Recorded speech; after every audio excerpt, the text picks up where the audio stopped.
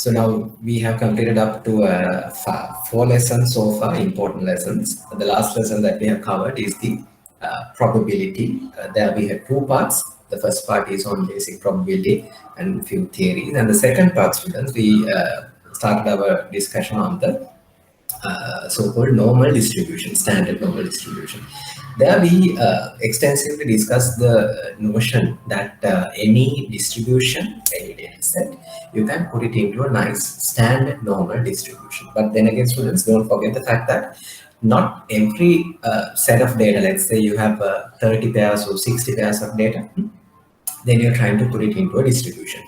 But you have to importantly keep in mind that not all data set that you can calculate, or rather sorry, accumulate by using the normal circumstances will effectively go to a standard normal distribution. That's not the case. But then again, students, when the mathematicians and statisticians, then when they were like doing the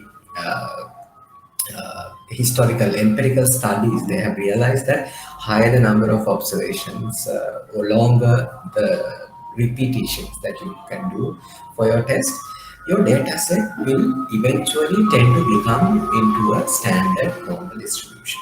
Okay, so with that idea, we were started using this theory on the standard normal distribution. What are those theories? There are some empirical theories that you can define the confidence intervals, so-called, by using the standard deviations. We learned that how many standard deviations away from the mean can be defined as maybe 168 to 95 to 99.7 rule kind of rules that has been derived over the time. Why are those theories being derived?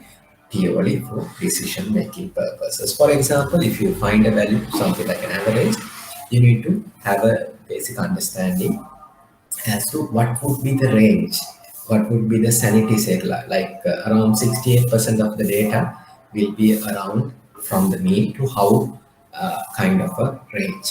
If, for example, average is 70 and the margin could be something like 70 plus 10 and 70 minus 10.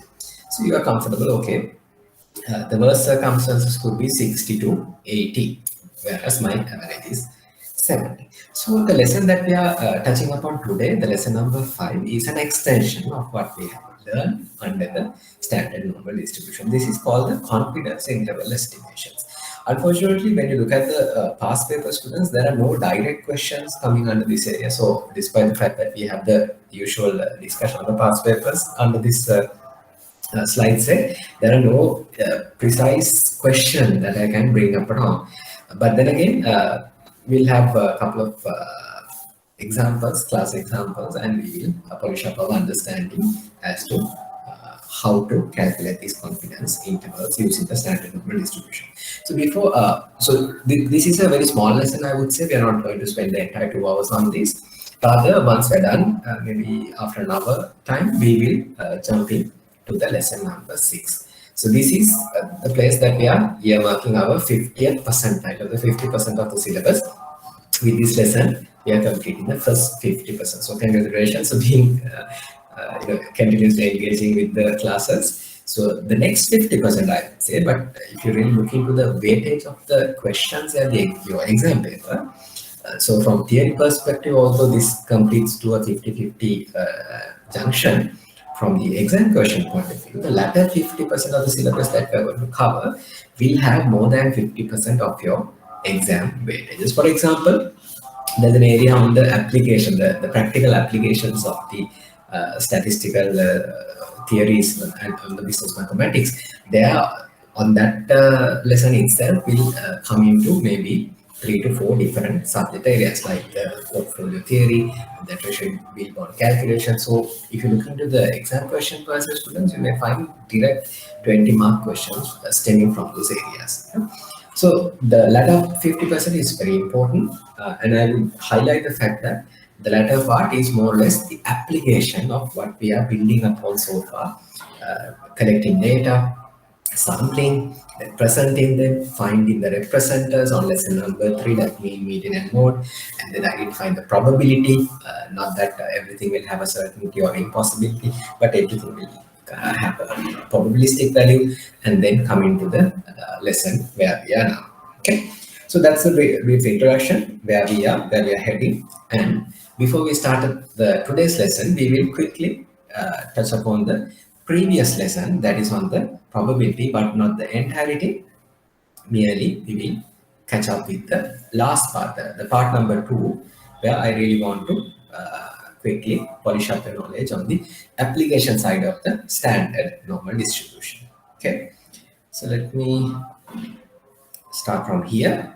Yeah, I hope, I'm sorry, in my mobile phone I still can't view the screen, but I do hope that you can see the slideshow that I'm sharing. Yeah. Okay. So the normal distribution per se, you would come to the understanding of this symmetrical bell-shaped curve, where mu or x bar will represent the middle point, the mean, median, mode. All these three indicators will be coming to the same point, provided that your distribution is nice bell-shaped symmetrical curve like this. Okay. So once this has been established, we discussed that this equation for this curve is not really necessary, but for the completion sake, I put it. There, of course, we started discussing about this Z value, so-called Z value. What is this? This Z value is the transformation of your real-world values, like 70 kilograms, like 176 centimeters, those values into the standard normal distribution curves corresponding position. Standard normal distribution curves corresponding position. So this, for example, if you have something like this graph will give you a better understanding. This 80 is going to be your average or x bar or mu, and if the standard deviation is 1 gram, that means, okay, in between 79 to 81, there's going to be 68%, 78 to 82, there will be 95. Likewise, you can easily identify the range. But what about the Z value? For example, if you really want to find the Z value for any given number, all what you have to do is use this equation, x minus mu divided by rho, that is a standard deviation, and then you can correspondingly find this Z value. Typically, these Z values will range from -4 to +4, where, of course, we understood that there are these Z value tables, which is in the last page of your exam paper, will give you the corresponding Z values, area under the curve to the left hand side. What is this? This area under the curve to the left hand side means, let me skip this empirical studies. Now this is the important part. From your left hand side, to the selected Z point. Now here is 84 is the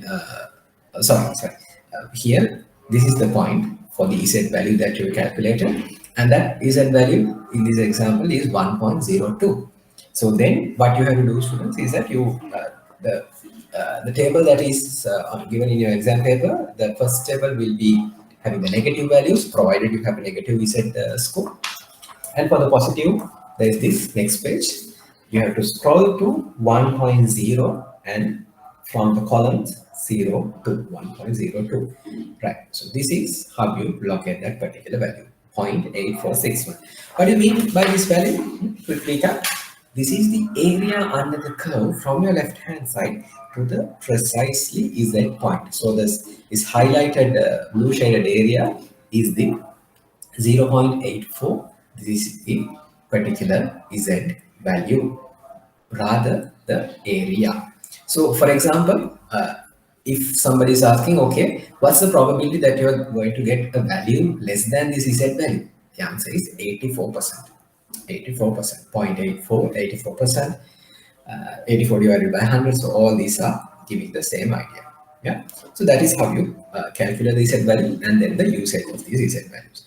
Then, of course, students, we discuss some interesting class examples as to how we are going to calculate this less than or more than or in between kind of examples.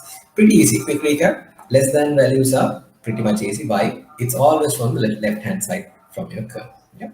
So you directly calculate the z value, and that value is the probability. How about more than? There are no more than tables given in your paper, but all the time this table will typically for the less than or from the left hand side. Yeah. So provided you calculate this for z number 1.67, this probability of 95 point, yeah, 95.25. What's the other area? This leftover is going to be 1 minus that particular value. 1 minus that particular value. So for example, this is 95%. So then this is around 4.75%, the more than values. Then the last one is nothing but in between. In between is not a very difficult thing. All you have to remember is you have to calculate two values. First value for the larger z, and then another value for the smaller z. Then you take the negation, the subtraction. You deduct the larger one from the smaller one, and eventually you will be getting the area under the curve for this green color one. 99% minus 71% as 22%. So likewise students, now you can calculate any probability stick values for less than, more than, or anything in between. Interestingly, don't forget the fact that provided you calculate anything from your z point, sorry, the mu or the x bar to the left hand side, whatever those calculations will be the replica of the right hand side. Why? Because of the fact that it's a symmetrical curve.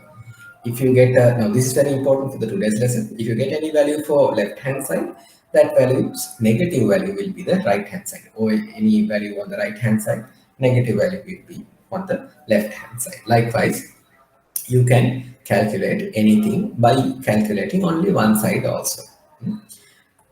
Right. Then we had all these ample past papers from coming from all areas of probability, and that is where we start. Okay. So with that start, with that quick recap on the last week lesson, let's get on to the today's business on calculating those confidence intervals. Okay. So what is this confidence interval? This is nothing but giving some sort of a percentage wise probability. I'm 100% sure that this is going to happen. I'm 50% sure. Something like, okay, I am 2 out of 3. Or 4 out of 5, I'm sure. Likewise, you can give a fraction, a probability, a percentage, anything to say that this is my confidence level. This is my confidence level. If you're like extremely thorough with something, you can say I'm 100% sure that this is going to happen. But even so, we all know that in the probabilistic jargon, very seldom, very rare that we can find impossibility for a perfect certainty. And all the other time, there will be even a tiny probability for things to not happen in your favorable way. Yeah. So this confidence intervals is something very interesting and something very simple, students. Nothing much to be taken upon as a theory, but this is more or less, I would say, a rephrasing or a reintroduction of what we have learned under the theories of the standard normal distribution. Yeah. So this is going to tell you a very interesting calculation for the calculated mean, MEAN mean, for the calculated mu or x bar. It's going to tell you an interesting way of putting things for your audience to get a better understanding. Now, when you really like, let me take you back to our very earlier days discussions of these apple trees and these sizes of these apples, medium, large, likewise. Yeah, let's say you had all these. I hope my screen is still visible to you. Okay. So let's say you have a larger apple yard and you want to calculate the sizes of these apples. So what you can do, you can easily take up a basket, gather some apples, and then you use a vernier caliper or whatever the measuring device that you want, and then go and calculate. What did we do here? I mean, for somebody to measure the size of the apples by, let's say, the weight or by centimeters, anything, just want to have an understanding for the sellers to determine, okay, what is the price that I'm going to charge for this apple. Yeah, with that intention, so somebody is going to go and do a calculation. But are you going to go and pluck all the apples from this apple here? You can't. technical. Why? Due to various reasons. One thing is that they will be, ripening at different stages of their lifetime. And on the other hand, if you take all the apples into the baskets, you may be having the perishable factor. You have to sell it off, otherwise you are wasting money. Sometimes you may be having some accessibility problems. Different problems is going to come to the picture. So what do you do in such a circumstances, students? You typically tend back to your lesson number 2, sampling techniques. Yeah. So sampling will effectively going to help you to get an understanding of the sizes of the sample sizes or weights or any measurement you want. Yeah.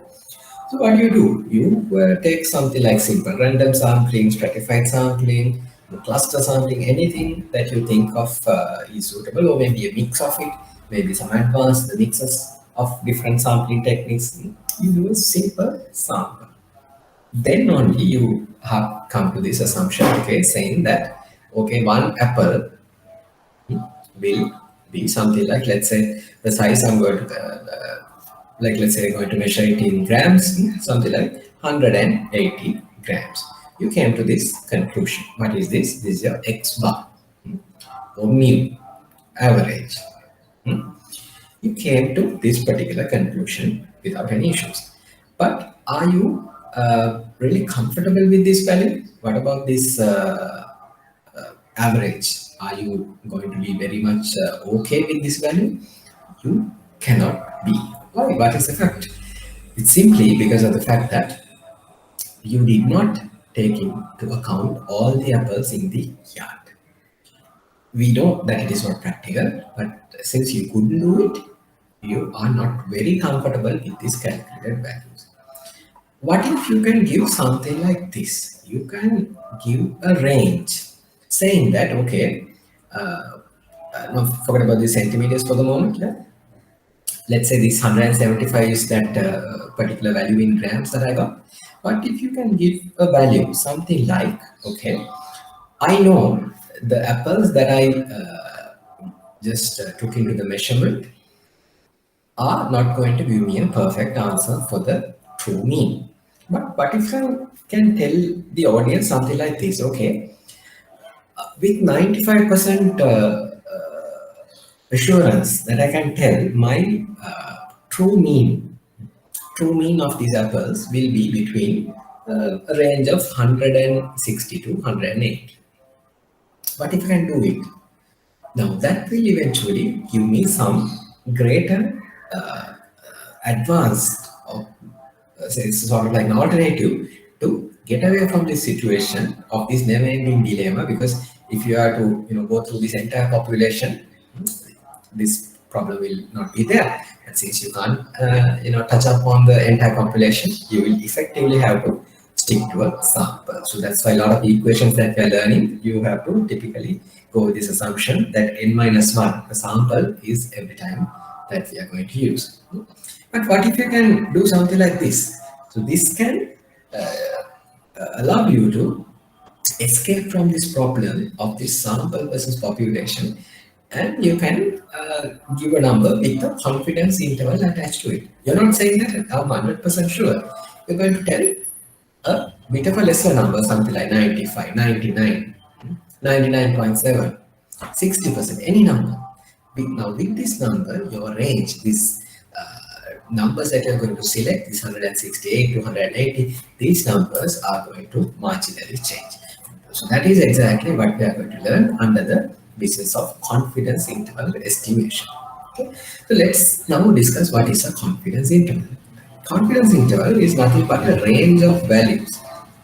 We are sure where the true value, something like the true mean under consideration, lies in. So look at this example. So we measure the heights of 40 randomly selected men and get a mean height of 175 centimeters and a standard deviation of 20 centimeters. We know what is the mean and the standard deviation. So upon calculation, once you do this calculation and once you learn the exact way to calculate this for this 40 random selected sample, your output is going to be something like this, like in this blue color. It's going to be like this. At 95% confidence interval, true mean of these heights of these 40 randomly selected men will be between 175 centimeters plus or minus 6.2 centimeters. Now, this is the part that we are going to learn how to calculate for this particular number. You have to understand the fact that if you change this number 95 to a different number, this number will also going to be somewhat higher or lower. So this is that range 175 plus or minus 6.2. If you decompose this to absolute numbers, this is 175 minus 6.2, this is going to be 168.8, and you plus 175 6.2, and this is going to be 181.2. Again, what is this range? This is the area that you're going to tell it to your audience with a 95% assurance that I am sure my true mean or the true average of these men are going to be lying. Are going to be lying. You have to get the fact that now we selected 40 selected men, but what are we going to do once you do this exercise? You have to eliminate the fact that for these men, average of 175 is a standard, it's a constant. So there is no elaboration as to explaining about these 40 men only. This confidence interval expression is more or less students on the expression of the population, for the population. Because the question itself says we are selecting 40 randomly selected men. The idea is that once you do a random selection, that means there are many more objects in the sun, on the real world, in the population. This 40 is going to be your sample. Yeah. So from that sample, you are inferencing. From that sample only, you are building up the case that, okay, my true value, true mean is going to be something different. I don't know that number. Why? I have been only left with this 40 randomly selected men. I don't have access to any more. So from this data set, I can tell, okay, it is going to be 175 plus or minus 6.2 at 95% confidence level. Don't forget that percentage factor at all, because if you omit that part, the percentage part, your answer doesn't make much sense. Okay? Let's move on and try to learn how to calculate this confidence interval. Now we learn the wording confidence interval. We know that it is going to be something like an interval between these two values.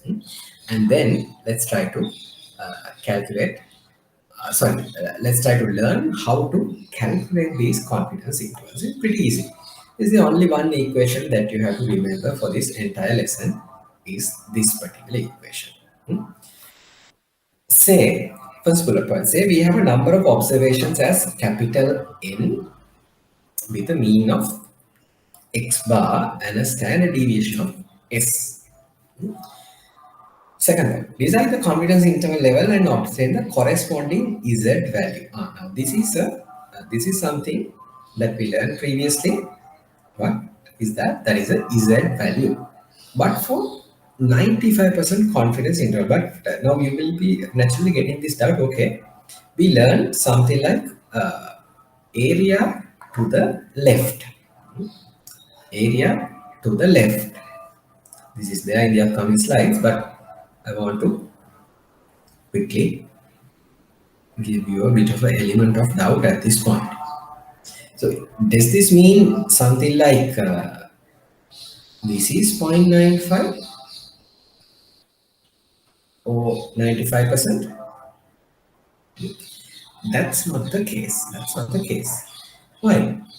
Now, if we do that calculation, fine, okay, we are demarcating 5% from whatever this Z value of 1.96 to the right hand side and to the left hand side 95%.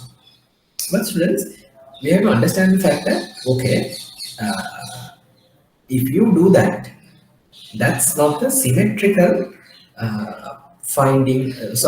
the symmetrical way of finding these confidence intervals. What do you mean by the symmetrical way? Now, for us to do this business, we have to understand the fact that, okay, our Calculated value will be something like this. What's my previous example? 175. Yeah. 175 is somewhere over here. If you calculate this particular z value for a value like this, that is not going to help us. Why? We don't want that. What we want is something like a range which is going to be something like this. Now, this is the area that I really want to go and equate to 95%. Why? Because if I am to define this range, let's say R1 and R2, like this, and if I can calculate this area as 95%, and then only my confidence interval will make a true sense. Why? Then I'm omitting how much? 5%, but symmetrically for the both side. 2.5% for this side, and again 2.5 for this side. Yeah. So once I do this, just take the addition 2.5, 2.5, this is 5% and 95%. So the addition will be 100%, 100%. Yeah. So the broad idea is, students, now all what I have to do is to omit this area to the left hand side and this area to the right hand side. Once I do that, I will get the 95% area or 95% probability, and that is the exact interest of myself as well. Yeah. Once I do that, I can easily get R1 and R2. Don't forget the fact that all what I need to calculate is just one R1 and the other side will be exact opposite one. Yeah, because of the symmetrical factor. Now this 1.96, students, we will show you how exactly for 95% you get this value and how we calculate in a little while. For the moment, just take it as it is. I am demarcating for 95% confidence interval, Z value is going to be 1.96. Okay. So provided step number 2 is also completed, now we are going to use the equation for this confidence interval calculation.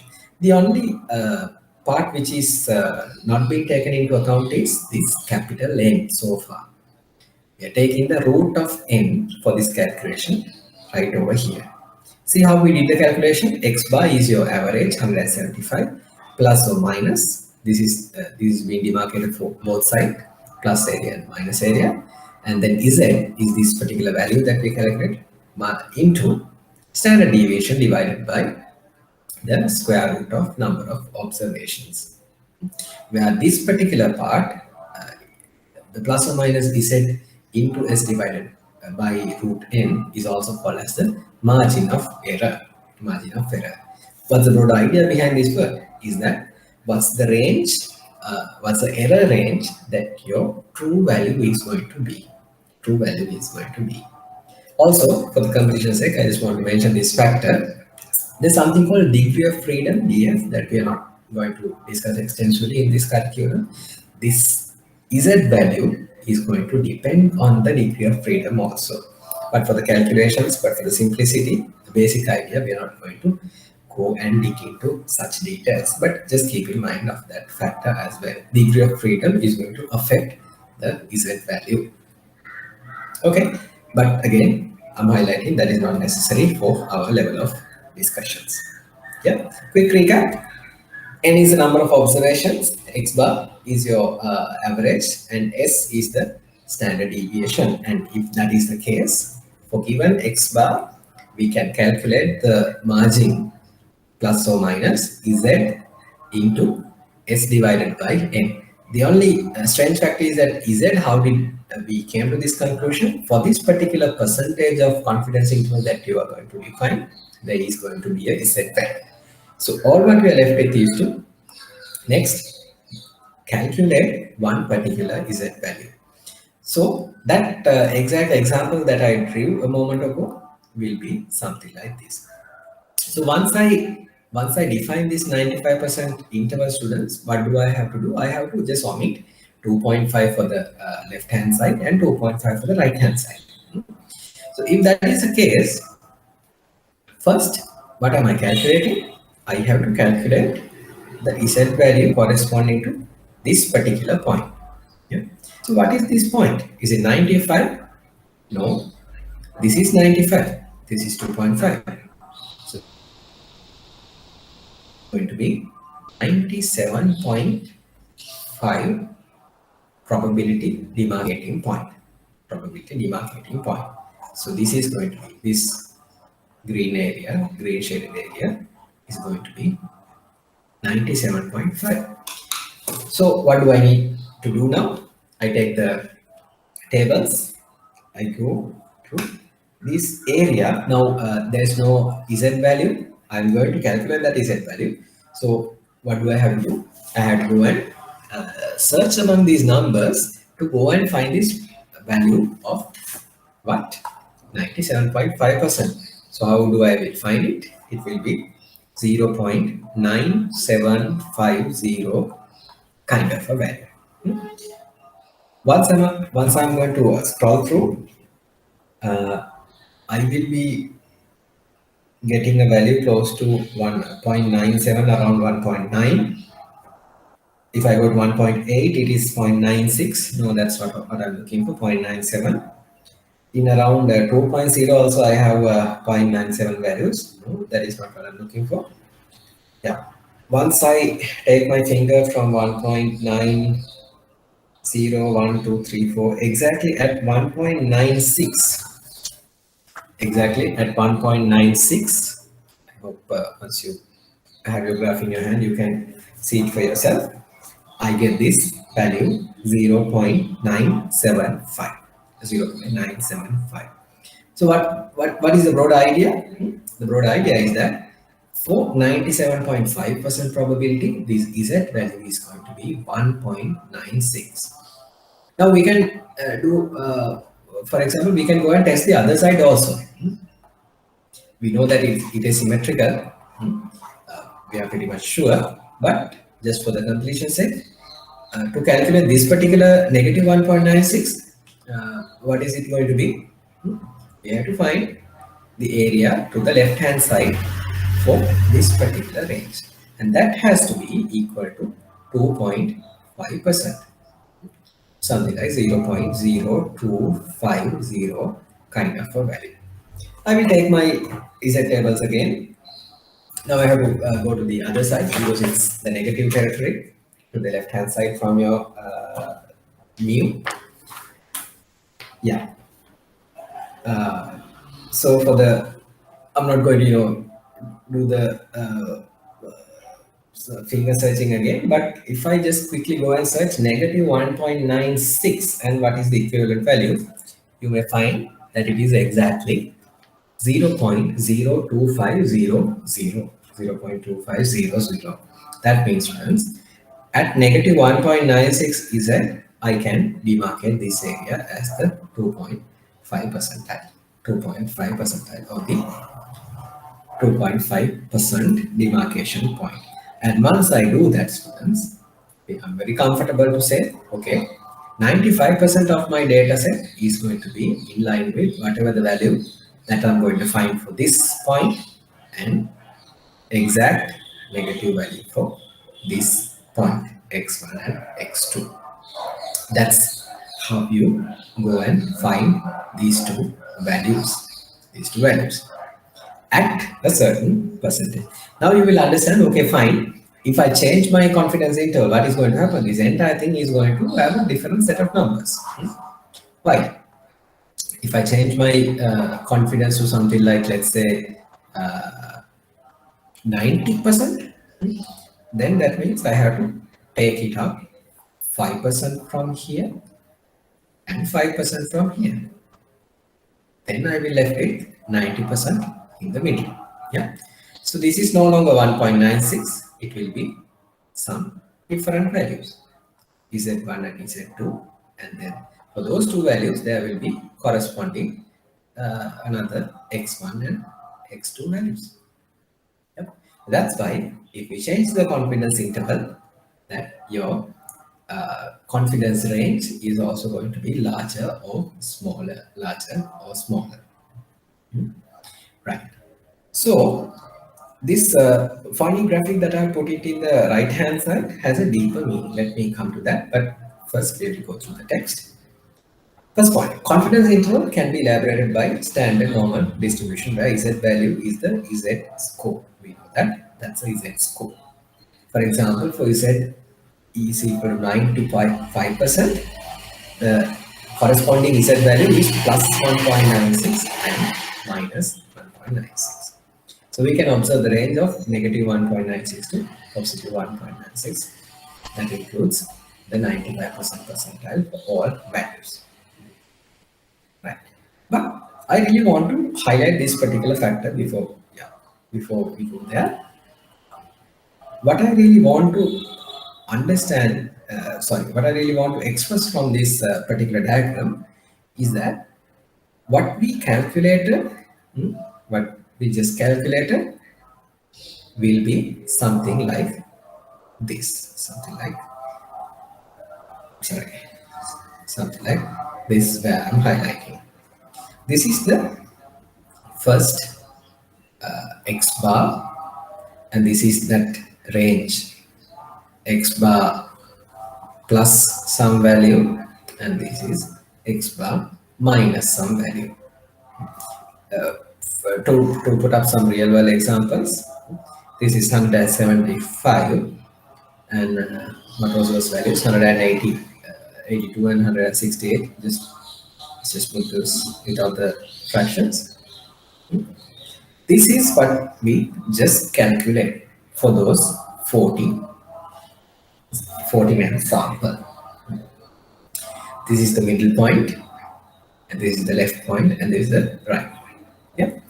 So if you do this exercise again, student, another 40 randomly selected men, you will be doing something like this. What I'm highlighting, sorry, what I'm going to highlight over somewhere like here. Again, you will get a X bar. You will get X bar. A value something like now this time different set of 40 men, different set of men. Their values will be not necessarily has to be 175 X bar.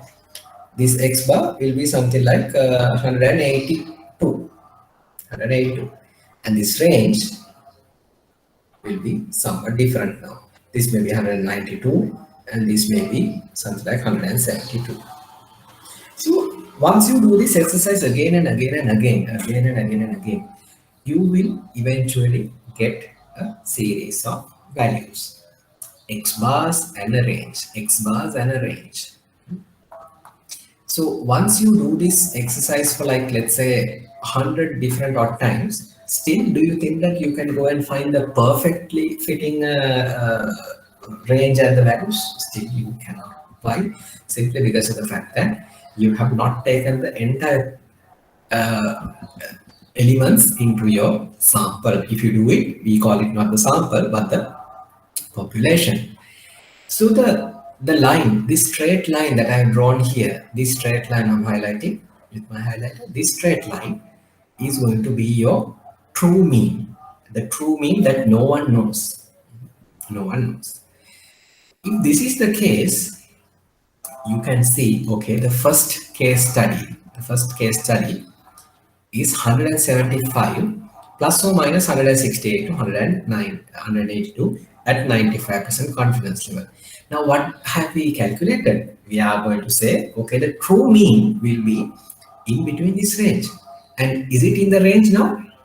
It is going to be in the range. See, this is the true mean. Let's say fictionally it is 180. For the discussion sake, let me just put the true mean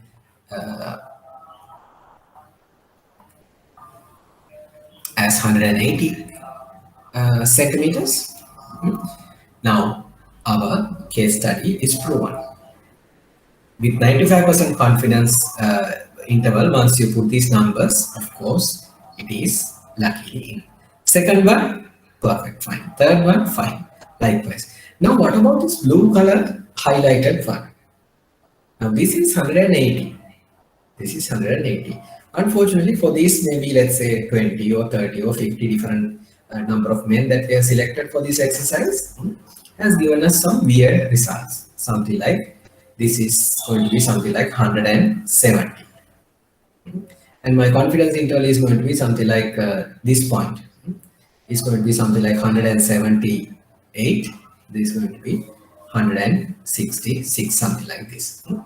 Now what has happened? The true mean is 180, and you can see graphically now it is no longer coming into our range. Why? Because at 95% confidence interval, students, now I have defined it as 170 plus 100 up until 80 centimeters to this side and to the other side. Now, unfortunately, I have not captured the success story. What's the mathematical explanation here? 95%. 95%. As I told you, we are not 100% sure. We are 100% sure. See, the first couple of cases, 1, 2, 3, 4, 5, and up until the ninth case, your true mean is eventually in your range. That's fine. But the 10th one, you have got missed. That's why, students, the confidence interval is very interesting and very useful. So let's say if you are going to increase your range, I'm 60% sure, sometimes I'm 10% sure. What's your logical explanation? This range is going to be larger and larger and larger. But if at all you're going to narrow your prediction, I'm 99% sure. Your confidence intervals is going to be smaller and smaller, smaller and smaller. And the higher that you're going to, make sure that your this effort is being taken into the precision, that you have to make sure your calculation and the number of observations, the sample versus the population is being treated the right way. If the sample is, if the population is 200, and if your sample is something like 150, then your confidence level is going to be very high. Right. So this is the graphical explanation of this particular dilemma that I just explained. Whatever in this blue color are the ones that your samples are going to miss the prediction of the true mean. Going to miss the prediction of the true mean. Pretty interesting, isn't that so? So you can still, define something and you can still get away with that certain prediction also. Why? Simply because of the fact that you are not going to select 100% as your confidence interval, but something lesser than 100%. Yeah. Theoretically, can you select 100% from the graphs? You cannot. Why? Because mathematically, you know that your tables will define up until 3.99, negative 4 here, positive 4 here. But mathematically, students, we discuss these curves are not going to touch the x-axis on any point. It's going to go to negative infinity and positive infinity. Positive infinity. So you can't really stop your calculation at 100%. Eventually, you will have to select something like 99.99, something like that, and stop your calculation at that particular confidence level. Yeah, fine. Now, what I have done here, I've just put some Z values corresponding to the top margin of this particular confidence interval. For example, if I'm just going to elaborate the first one, is 80%. This Z value is not the 80th percent. No, it's going to be, if this is the middle part is 80, that means 10 here and 10 here. So for 90.9 area, this is the corresponding Z value. So something like this, 99%. What about this? It's a broader area, very thin, small tails here. How much this is going to be? 0.5% to this side and 0.5% to this side. If that is the case, what is this Z value? This is going to be equal to 99.5% probability range, this entire range. So these values you can jolly well taken from the graphs. Sorry, not the graph, the tables. So you can see higher the confidence interval, this is the learning, Higher the confidence interval that you're going to take, higher your Z value is going to be. Higher your Z value is going to be. So, for example, Z value of 1.2 for 80% and 3.2 for 99.9%. So, just to elaborate that fact only, higher your confidence interval, higher your Z value is going to be. Yeah, right. Okay, this is an example. Yeah, sure. This is an example on how to calculate the confidence interval. Let's walk through this. There are many apples on a tree. You have chosen 46 apples randomly, and the mean is 86 grams and standard deviation is 6.2 grams. What is the range of confidence interval at 95% level for the true mean shall be like? And I have given you, for the easy computation, I have given you the Z value for 95% confidence interval level as 1.960. Again, don't forget the fact that this is for 0. Sorry, this is for 97.5 area under the curve, but for under the confidence interval discussion, we usually put it like this. For 95% confidence interval level, the Z value is 1.96. All what you have to do is quickly plug the whatever the necessary data to the equation x bar plus or minus z into s divided by root square to the n. X bar is 86. This is your calculated sample mean. Plus or minus 1.96 is the z for 95% confidence level interval, and 6.2 is your standard deviation divided by root 46. This is the number of apples in your randomly selected sample. And once you resolve this part, take out your calculators. How you do it? You multiply 1.96. I'm sure now you must be familiar with your calculators. 1.96 multiplied by 6.2 divided by, I hope you know how to take the square root, close the brackets, 1.7917. So this is eventually, students, what we have defined as the margin of error margin.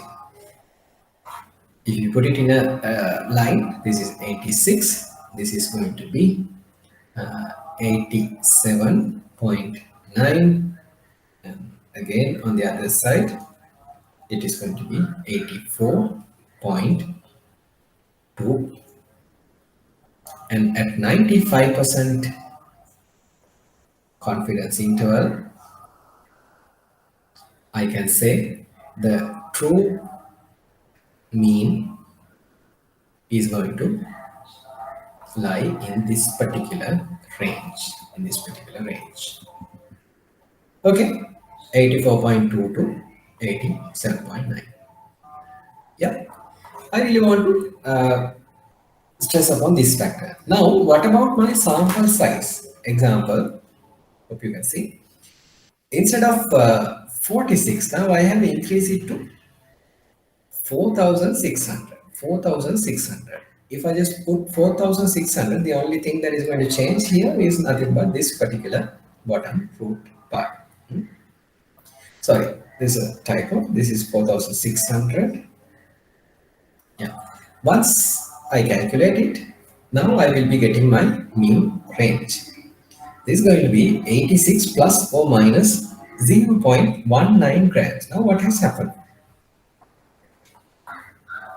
Now, if I just put it in the same kind of line, this is going to be 86, and this is going to be 86.19, and on the other hand, 85.81.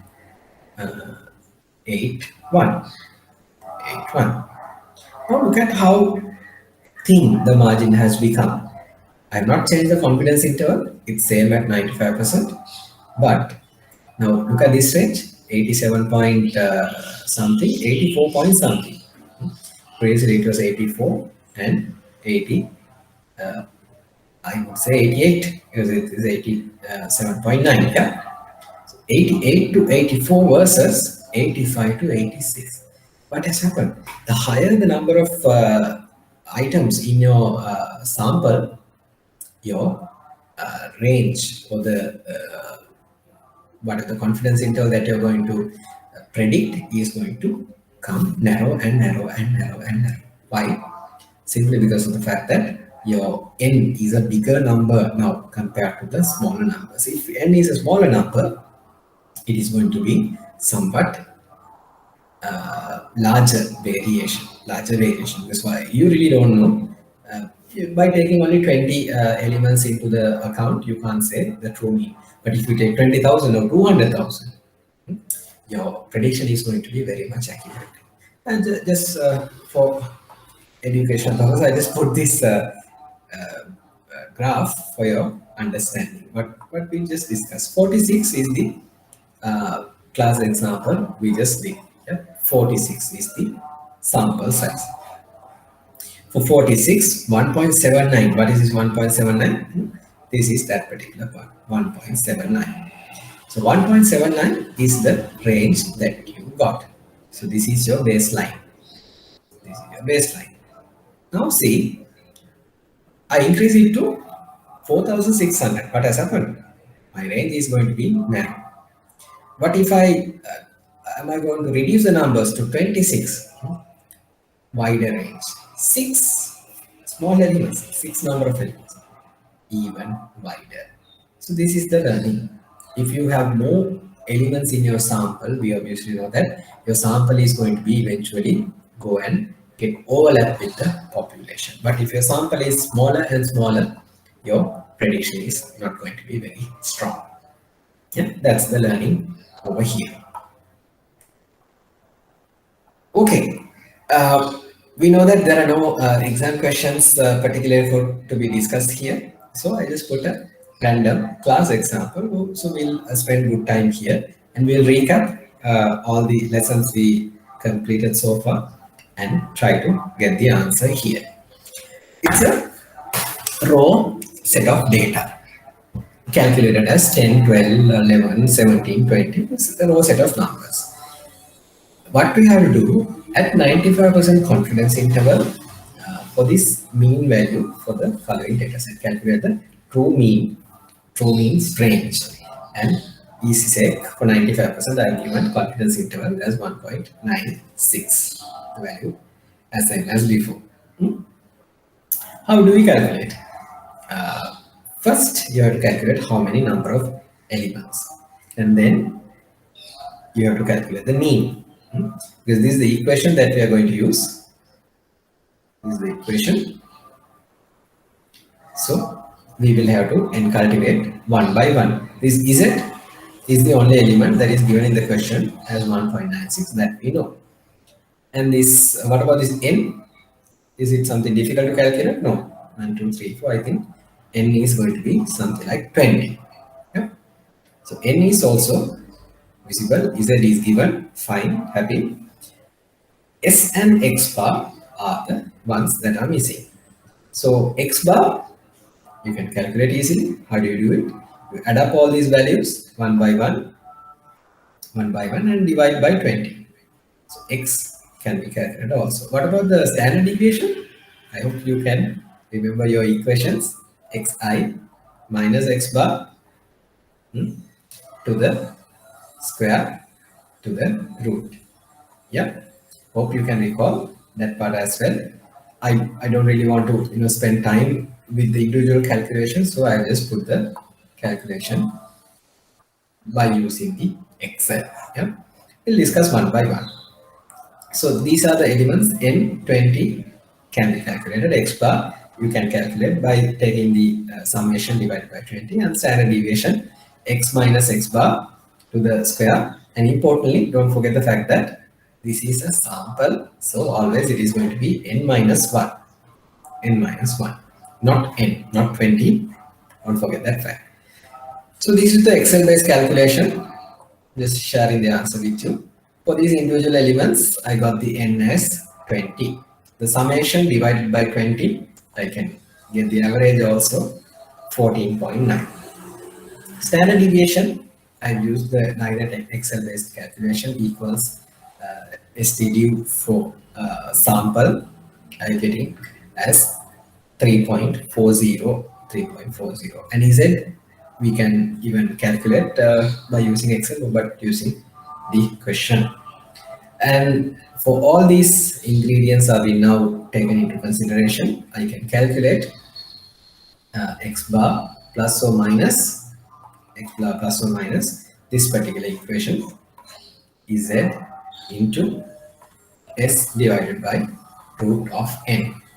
So x bar is 14.9 plus or minus 1.96 into standard deviation 3.40, this value divided by uh, n is 20, and this is the answer that is going to be.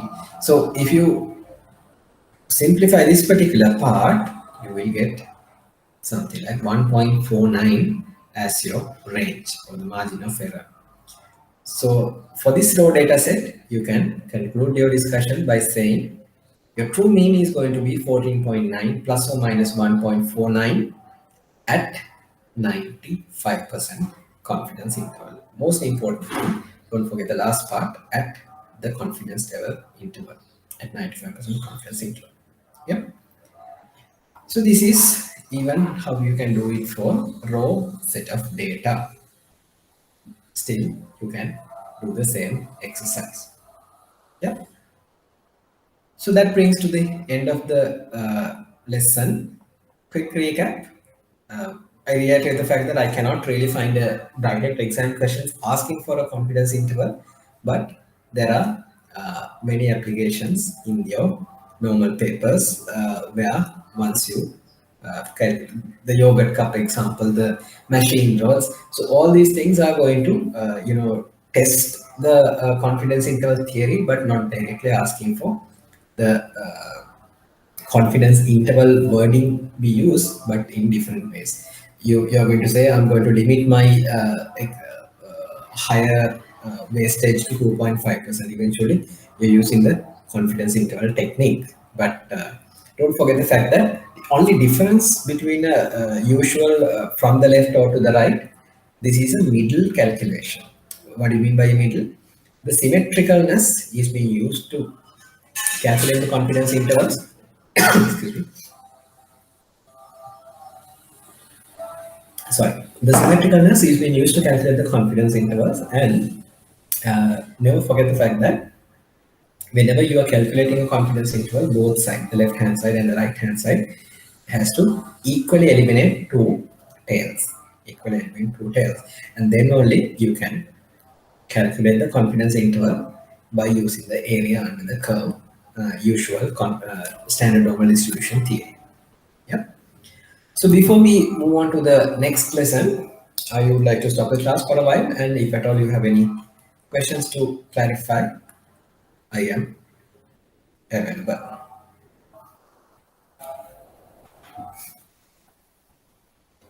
I hope still my screen is visible to all of you.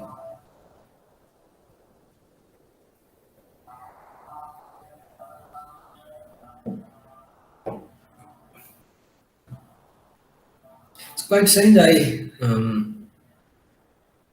Why I don't get this shared screen in my other device.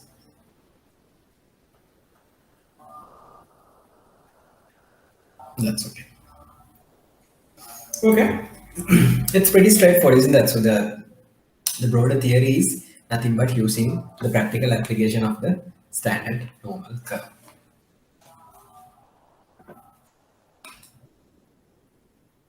If there are any questions under this lesson, we can still discuss.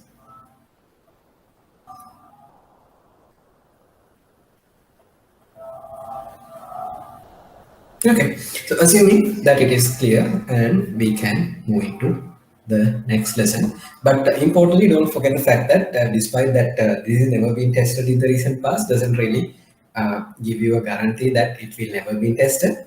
But an examiner, a sensible examiner, can comfortably put nice question coming from this area. Even for your something like, let's say that yogurt cup example that we discussed last week, the same question can be easily modified in a way. The last part, maybe the fourth part, can be put it in a way something like. Uh, there is 100 yogurt cups coming out of this machine, the fruit yogurt and the set yogurt, remember? Yeah. The set yogurt machine, 100 yogurt cups are going to come out from the production.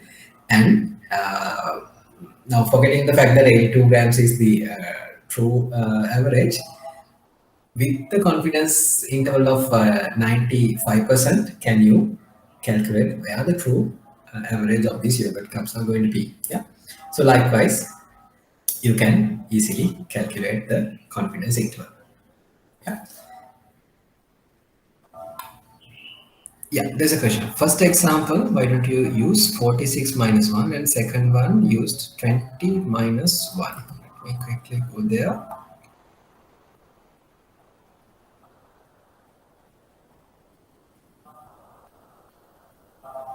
Yeah, oh, sorry. Yeah. This one, I use 20 minus 1 only for the standard deviation calculations. Yeah, the SD. Now, the first example, this one, the standard deviation is given. I hope this is the question of Ladit, Mr. Ladit.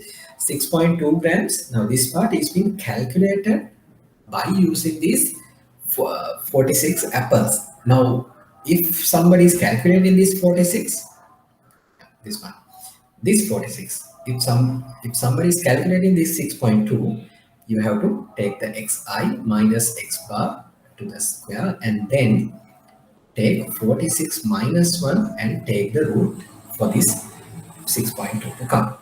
Yeah. Now about the second question, only for this not for this root of n did I take the 19? No, for the s, for s I have to still take it as not 19, so not 20, but 20 minus 1. Yeah, why? This is a sample. This is a sample. Yeah. So that's the only difference. But for this capital N, it is has to be 20. This is 20. And in this example also, see, this is also 46. Yeah. Good observation. But not necessarily I've not taken 46 minus 1 or 20 minus 1, but only for the standard deviation calculation all the time. Yes, all the time we have to take minus 1 for sample and the entirety for the population. But for the equation, we didn't define something like that. X bar plus or minus z into s divided by root of n. This n is for the number of observations. Great observation, Aditya. So this n minus 1 and n is something that you can eventually get confused in sometimes, but always keep in mind that in statistics students, most of the time we are dealing with a sample. So except for the fact that something like standard deviation or variance or covariance, like different equations are using this n and n minus 1 in different ways. The broader deviation that you are only using is n versus n minus 1 is at the standard deviation and variance calculation. All the other equations, if you really look into the variance, the covariance, coefficient of determination, coefficient of variation, all these calculations, we are not defining separately for sample and population. But whatever the number of observations that you are given, that n will be directly applicable. Will be directly applicable. So that's a good demarcation point for your memory for short notes. Whenever the variance and the standard deviation is being into the question, provided that you're not given the sample and population, always go and choose the sample. If you could recall our lesson number 3, there were some good exam questions also.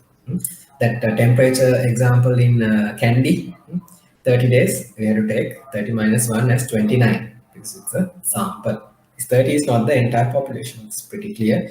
Only 30 days. There are many other days, there can be many more observations that can be taken. So it has to be assumed that 30 days is the sample. All right, great.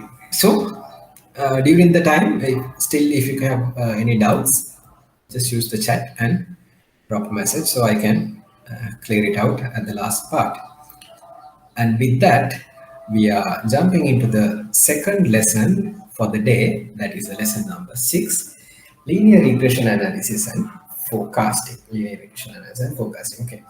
A quick recap. I told you at the beginning of the class, up until lesson number 5, the first 50 percentile of the discussions are over. What did we discuss over there? Data collection, presentation, sampling, and then numerical indicators, the mean, median, and mode. Why did we do that? To find the representer, identifier for a data set. And thereafter, we discuss the probability. Why? Probability gives you the idea that nothing is certain or impossible in the world, but everything has a probabilistic value. 96%, 72%, any number, a numerical value will tell you the chance of happening something, the chance of happening something. And the observations can also be put into a normal distribution. The last part just we completed is the confidence interval. There, that up until that lesson number 5, we have been playing with a sample. We have been playing with a sample.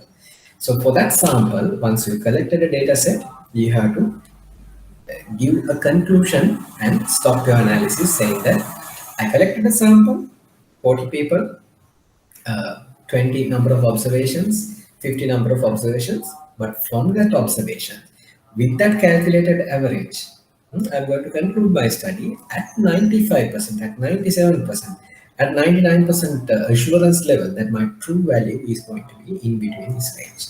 Yeah. So that let's say one would say, okay, no, I want a certain answer. No, you can't give a certain answer. You can't. Why? There's a probability associated with it, right? So the yogurt machine, the set yogurt machine, the cup yogurt machine, no matter how stringent your internal controls are going to be, still after like 100,000 products, yogurt cups are coming out, the 100,001 cup can have a marginal defect. Could be due to various reasons: unintentional, man-made disaster, hazard, an earthquake, shaking the machine and changing the calibration levels. Those things you cannot predict. So that's why, students, the lesson number 4, the probability, is going to tell you the important lesson.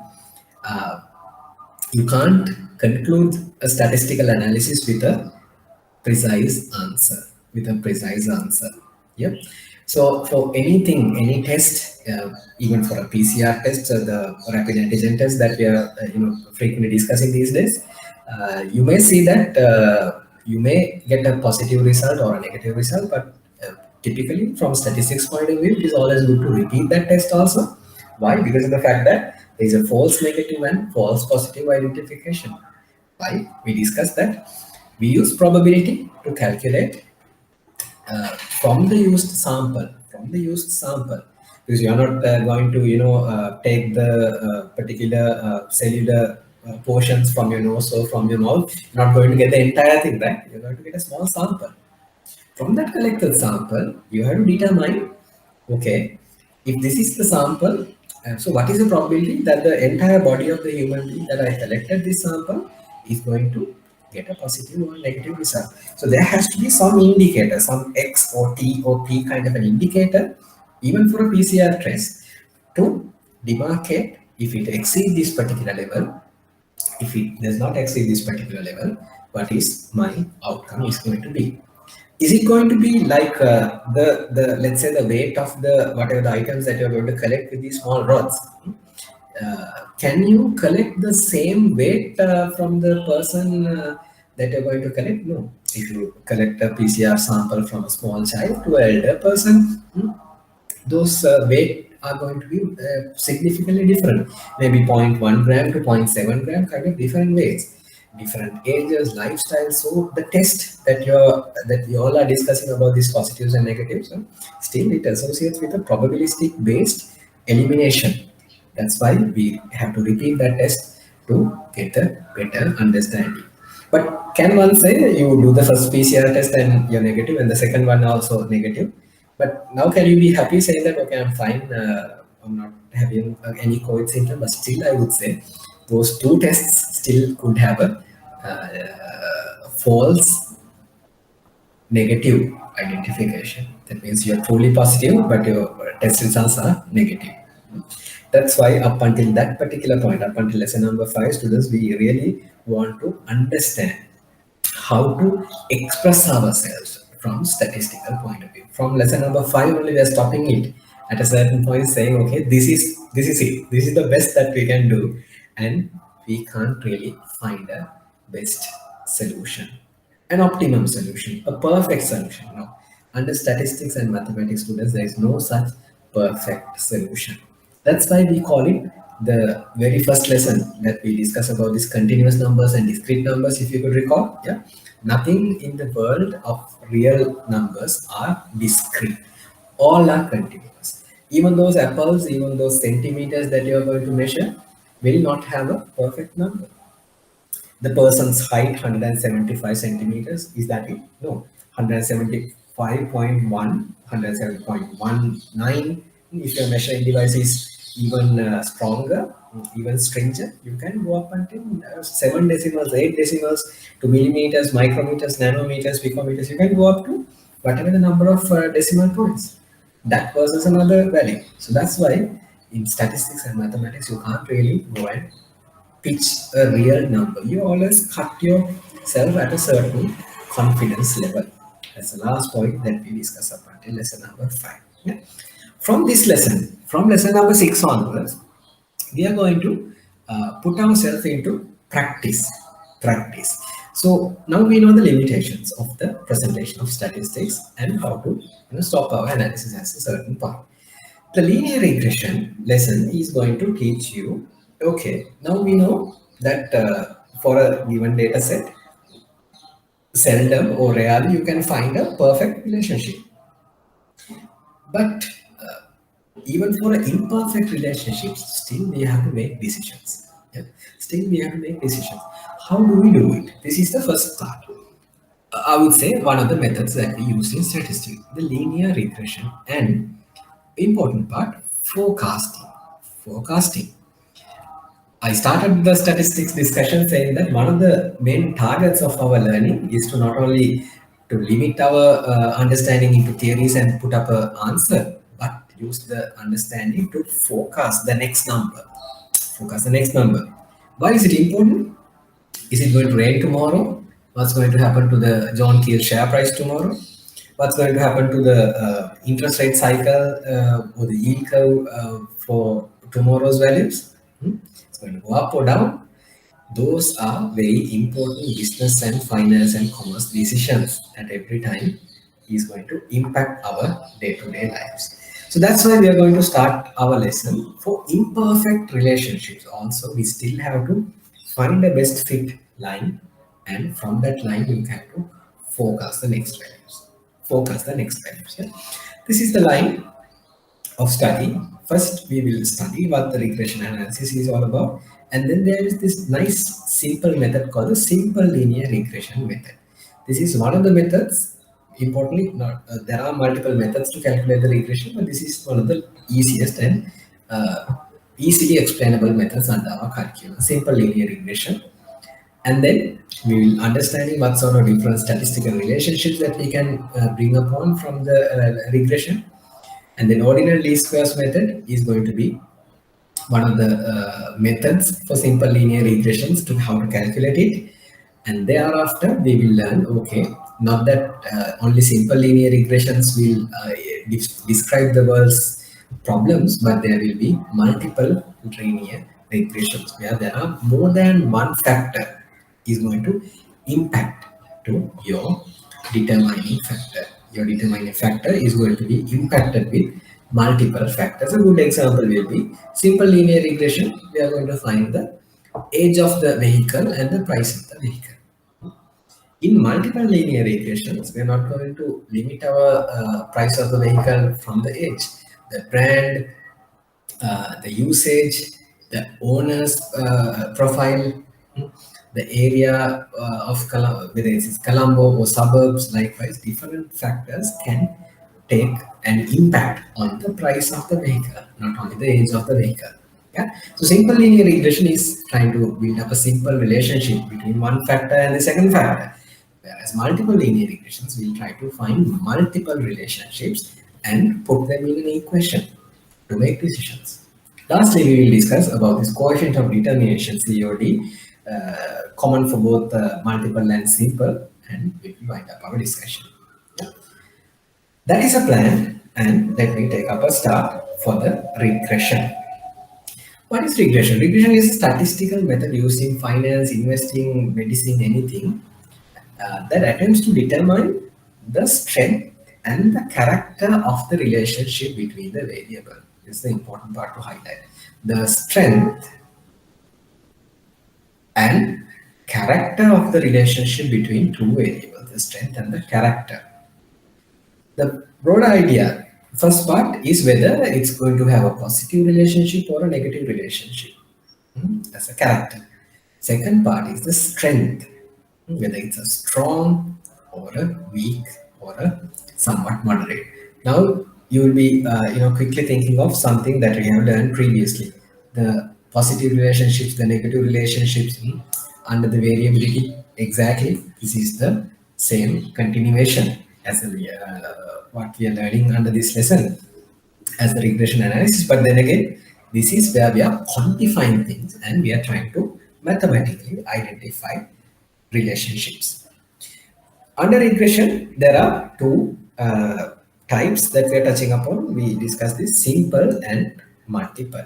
Simple and multiple. So this is the example, exactly what I talked about. The simple regression is going to be finding the cost. Yeah, this is the age of the vehicle and cost of maintenance. We know typically if the age of the vehicle is getting older and older, the cost of maintenance is going to be higher and higher. Why? Typically, perishable things and wear and tear things like the rubber, plastic things are going to be getting wear off. And eventually, when you run down the vehicle for, let's say, 50,000 kilometers, 100,000 kilometers, your typical usage issues are going to always going to kick in, like the tires, the wiper blades and whatnot are going to get replaced. So the cost of maintenance are going to be higher. But if you're using a, let's say, 2020, 2019 kind of a brand new kind of a vehicle, very comparatively brand new vehicle, I would say the cost of maintenance is going to be marginal, only the routine services.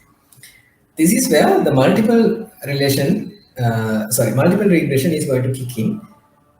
You are going to find the relationship between the cost of maintenance of the vehicle to age, brand, purpose of usage. Different variables are going to kick in now. If the age higher, definitely fine. Okay, cost of maintenance is high. What about the brand? If it is a Maruti or a Bajaj, you know that there are plenty of different parts here. But for a European brand, sometimes the scarcity, the parts are not very frequently available. So typically, your repair cost is going to be higher. Purpose of usage: if you are a domestic user versus a heavily using commercial user. If you're a heavy commercial user, you have to daily take the vehicle out and then use the vehicle on a daily basis, heavy beating. But if you're a casual user on a maybe 3-4 times for a week, then nothing much to be worry on the cost of maintaining the vehicle. So likewise, students, there can be many inferential relationships that you can bring upon from the multiple regression point of view. Yeah. So simple regression and multiple regression are the two broader branches of the regression analysis that we are going to learn. Yeah. First regression analysis, the simple regression is what we are going to focus. Take up your notes. Regression analysis attempts to explain the movements of a dependent variable, or we call it as the response based on one or many independent variables. So we call it as a explanatory variables also. Explanatory variables. Yeah. We can also utilize regression to forecast or predict the values of response variable from the values of one or more explanatory variables. Now, this is the prediction part is going to come in. Once you do the regression analysis, once you find the answer, the outcome, by using that outcome, you can predict the next values for the response variable from the values of one or more explanatory variables. So typically students, now these explanatory variables and the explanatory variables and the responses, we can typically name by the things that we know. Dependent variables are typically given the name as y and explanatory variables as given as x. So what do you mean by the prediction? If you find some sort of a line or a relationship, you can reach the next part and predict the next values that you don't know at the moment by using this whatever the model that you're going to build in. Yeah. Yeah. Welcome to simple linear regression. This is where the typical casual y equals mx plus c equation is going to get a different form. What is this equation that we learned in our kindergarten days? This is where you have nice two axes and then you can draw a nice line like this. Put it in there. Somewhat different, yeah, something like this. So you can earmark this as your x-axis, this as the y-axis, and this line is going to be y equals mx plus c. Yeah. So what are these other values? This height typically we identified as the c. Intersection antakande c. The height can be negative also. If it is negative c, it could be crossing somewhere like this. And above this m is the tan theta in mathematics we call for this particular triangle. This particular angle, the tan theta. The simple idea is that this height divided by this length. If I take two of these points, let's say this is x2 and y2. This is x1 and y1. If these are the values, this height is going to be what? Y2 minus y1. This is going to be x2 minus x1. Yeah. So how do we calculate m? It's typically by y2 minus y1 divided by x2 minus x1. This is how we calculate m, gradient, anukramanaya. Yeah. So once we calculated these values, this equation is coming into light. So for example, you calculate m as let's say 2.5 and the c as 4.7, something like this. So these are the values that you calculated. If that is the case, you can rewrite this as 2.5x plus 4.7. This is it. What did we just do? We used our good old memories on a straight line, and we calculate the best fitting line. How did we do it? Now, these are the values that is going to, there can be more values. I just use these two values, x1, y1 and x2, y2. There are many values. Yeah? Even for negative territory also, there can be values. Now, once we do it, students, for this particular x range, we are happy. For these next couple of values, now we know, if this is the equation, if y equals 2.5x plus 4.7 is the equation, for a given, this is the forecasting part.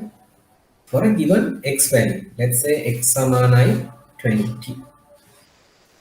So here it will be something like x is equal to 30. Now for these x values, these are the independent variables.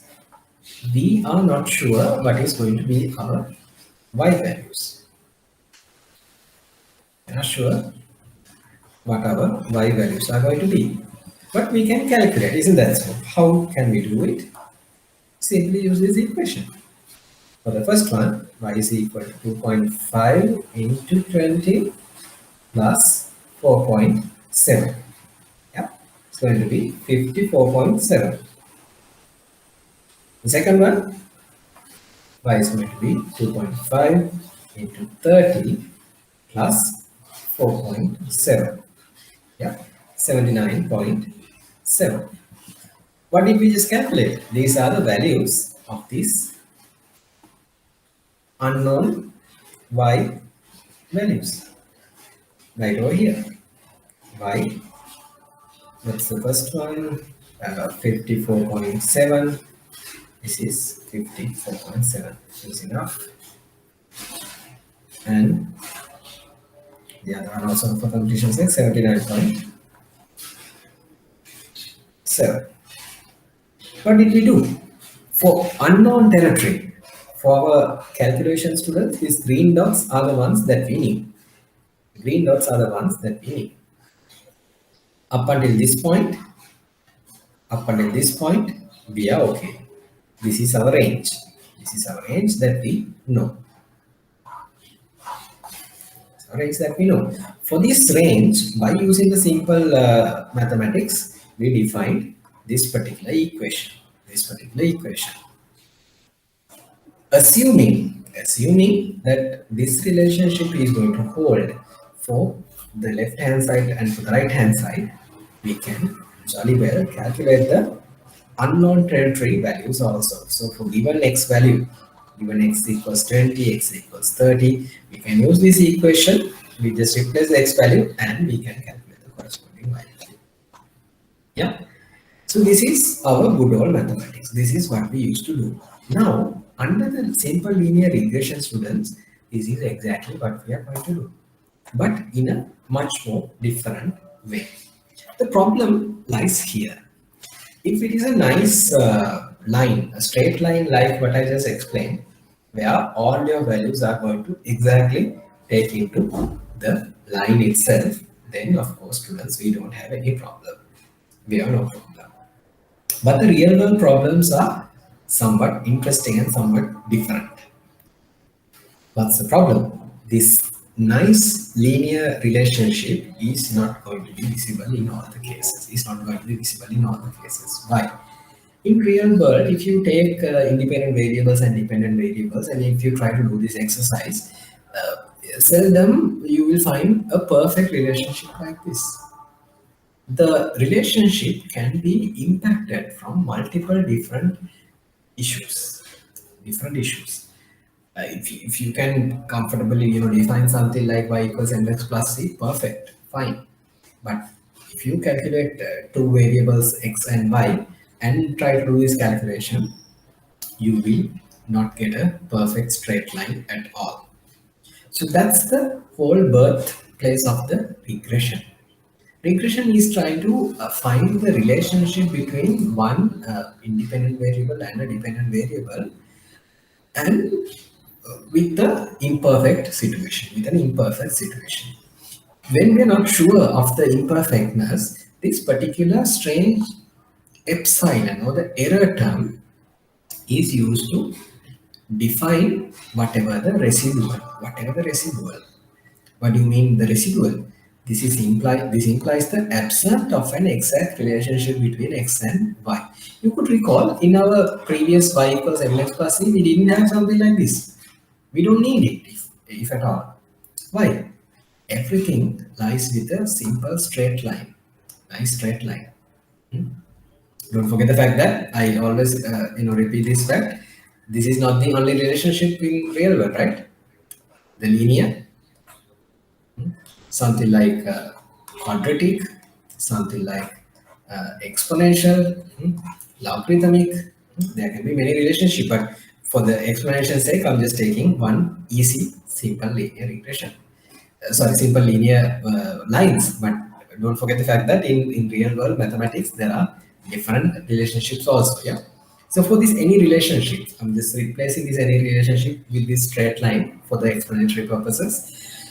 You can't get a perfect relationship like that. So eventually you will have to rely with this error term, with this error term. So this equation, if you put it in a bit more fancy way, this y equals mx plus c, you can put it like this. Y is going to be equal to alpha plus beta x plus epsilon. What are these alphas and betas? If you really recall, this alpha is the c equivalent. This beta is the m equivalent. Y equals mx plus c. The same thing. We put it into different Greek letters. So this alpha and beta and x up until here, this is nothing but y equals mx plus c. But this epsilon is the only stranger. We just plus epsilon simply because of to identify the error terms so that we can get away with this error term saying that okay fine, if you don't get a perfect relationship, this whatever the residual is going to be explained by this error term. Yeah. So for the completion sake, this x is the independent variable or the explanatory and y is the dependent variable or the response variable. So alpha and beta are the parameters that must be estimated. Error is the epsilon, the error term. This implies the absence of an exact relationship between x and y. Yeah. So this is a very important presentation of an equation that you have to keep in mind. Y equals alpha plus beta x plus epsilon. This is the starting point of a simple linear regression. Right. So if you really look into statistical relationships like this, I'll just put a good classic example here. The GDP growth and the change in unemployment rate. Yeah. This is for United States during 1961 to 2013. 1961 to 2013. So what are these dots? This is a scatter diagram. Yeah, remember during the second lesson I told you that the scatter diagram will be used at a different stage and multiple instances. This is one such in the regression. These individual dots, for example, if I take this one, yeah, let me take this one. This is a 2009 data point. Real GDP growth is minus 1 point something and unemployment rate is 4%. And if the real GDP is a positive number somewhere over here, let's say this is something like let's say 1%, unemployment is now dropped to 1 point something. You take even higher number, real GDP growth is equal to let's say 6%. Your unemployment rate is now turning into negative. Yeah, this is a negative 0.2.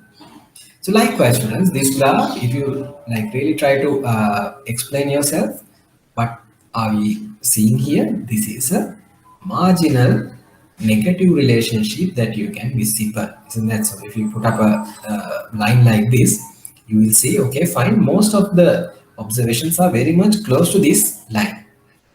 This doesn't say that you can't draw a line like this. Or a line like this.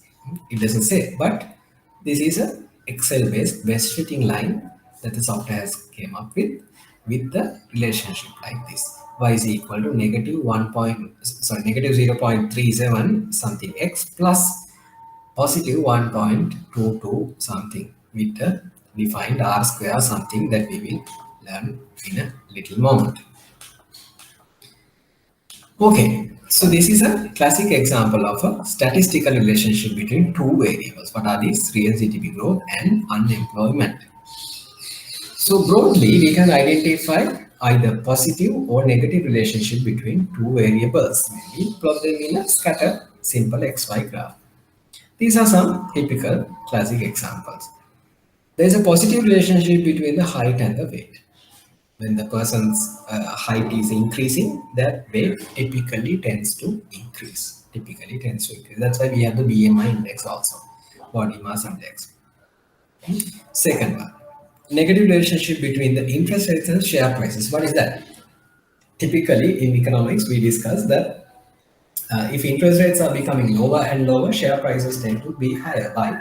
people are facing very much less satisfied with the interest rates, the lower interest rates that they are getting in the banks, and they tend to go and invest the money in the capital market. So typically, share prices tend to go up. Not in the short term, not that in a week or two, but in the medium and longer term, when you observe the interest rate cycles, when typically interest rates are lower, share prices tend to go up. And the vice versa can also happen. If the interest rates are pretty much higher, let's say 12%, 13%, 14%, share prices typically tend to go. Why? The interest rate, the higher interest rates are going to give you an indication, fine, there are inflation and a lot of uncertainty is being lying into the ground. What's the typical idea of the interest rate? The interest rate is nothing but the financial institution paying you some interest, some money for the risk that you're taking to park the money with them for a number of days. Could be 30 days, could be 2 months, 3 months, could be any value, but it's the premium that the financial institution is paying you to keep the money with them. So if the interest rates are higher and higher, that means they're paying you more money. Why? Typically, the risk seems to be high. So unless they give you a real good return, you are not really keen to go there. So typically, in a circumstance like this, what you can think of the share prices in a developed market. So typically, shares are the companies represent us. They are how can I put this? Share price will typically represent the company's position in the market. If the company's earnings are good and if companies are doing pretty well, then share prices will eventually go up. If the earnings are going in a good direction, the share price will typically go up. But what do you mean by the interest rates are pretty much high? That means a lot of uncertainty, inflation is going up. Yeah, that means companies will have a struggling position. So investors will typically tend to move from capital markets to money market, then that's where the interest rates will have a negative relationship between the share prices in such instance. So see, two variables, interest rates and share prices. Either way, you can cross refer the independent and dependent variables. You take one as the independent variable and other as the dependent variable and try to explain yourself. You can find a negative relationship. Third one, foreign direct investments and economic growth. If there are more foreign direct investments, that means the foreign-based currencies like dollars are going to flow into an economy, and economic growth will be high. The GDP growth will be higher and higher, and the vice versa can also be true. If the FDIs are not really going to come into the picture, you can't expect much of an economic growth. So likewise, positive, negative, positive. The last one is that we you can see in the graph different relationships, different statistical relationships can be brought upon once you put up a scatter diagram. But the important thing, can you like directly plot all these things in a one straight line? You cannot. You cannot. You cannot. So does it really going to imply that something like linear relationship is going to we stand here? Can't one say, okay, there's going to be something like this kind of a relationship? Hmm? There's no enough data to support that argument or go against that argument. How about something like this kind of relationship? A logarithmic or exponential based relationship like y equals ex or y equals ln x. These are different mathematical relationships. You can't really come up with such an argument. So the simple linear regression is going to have this assumption that there is going to be a linear relationship between these two variables, and we are going to find such linear relationships with an error term, embedded in it, with an error term embedded in it. Yeah, that's the broad idea. All right, so this is the beautiful method that we are going to learn how to do this calculation for that particular linear line that we just discussed. Linear line, not a curvilinear or not a different elliptical or parabolic kind of a line, but a linear line, simple line. To find that particular line, we will have to use one of these methods. There are many methods, but OLS, or the ordinary least squares method, is the most popular, most simple, and the practical one to discuss under our curriculum. But the curriculum doesn't really, I mean, although we're learning it, I have rarely seen this ordinary least squares method being put it into practice and asked for a computation per se to calculate the best fitting line using the OLS, but it's essential to understand how to build these relationships. So that's why we really want to go into the numbers and calculate this. Okay. All right. First point. It's a linear least square method for estimating the unknown parameters in a linear regression model. So these lines, let me color them in a way so it's very prominent. These dots are the actual data points. The blue ones I'm just highlighting in red, so it's pretty much visible. These dots are the actual data points, like x5, y5, x6, and y6. Yeah, these are the actual data points. So once you see these data points, students, you are very compelled to draw a line like this, a line like this. What does this line is going to tell you? You are trying to find a best fitting line, a best fitting line, a best fitting line. This line will sometimes will not cross with any of these values. Sometimes this line will be something like this, or even something like this. Maybe three or four values are crossing. Maybe something like this. Yeah. Assume that all these are straight lines. Yeah. So the broad idea is that we are assuming that there will be a line titled y equals a plus bx in order to calculate the relationship between the x and y. What is x? Is the independent variable. What is y? The dependent variable, x and y. Okay. So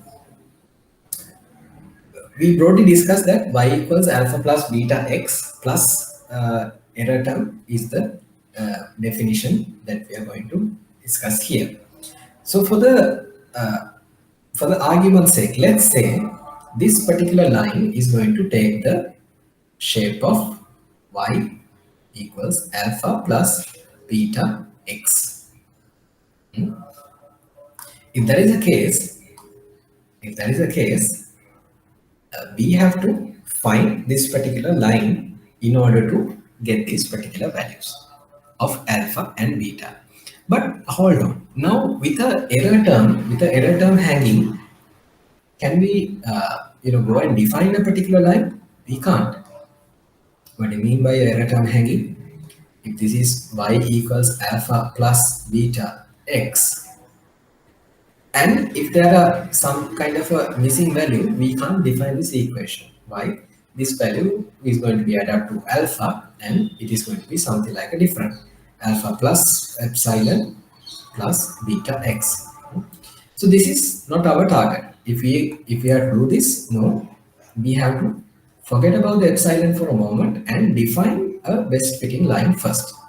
Y equals alpha plus beta x, and then we can see if at all these points, these actual points, x's and y's, are going to get tally with this particular equation, this relationship. For this alpha and for this beta, once you calculated it, once you put x6, you have to get y6 from this side. Isn't that so? But for different alpha and different beta, once you plug in x6, a different y6 is going to come out. Different y6 is going to come out. Yeah. So for us to do this exercise, first steps is, students, we will have to define an equation like this. Y hat is going to equal to alpha plus beta xi. So, sorry, this I, sorry, give me a moment. This xi is actually something like beta xi. It has to be subscripted. Sorry about this. So, this is the first starting point. Whereas, I'm going to define this error term for this particular I point as yi minus y hat I. Now what is this y hat? This particular part, if I put a mark like this, I call it a y hat, x hat. Yeah, this y hat is going to be the predicted value. Y hat is going to be the predicted value for the particular line. Yi is the true value. Yi is the true value. Let's go to the graph and try to understand where these values are coming from. Now, for example, let's focus our attention to y2. Okay, y2. This is the actual data point. This is the actual data point right over here. This is y2 x2. Yeah. So once we define this particular line, students, now we have done this. This line defining business is done, and there is a particular line already defined.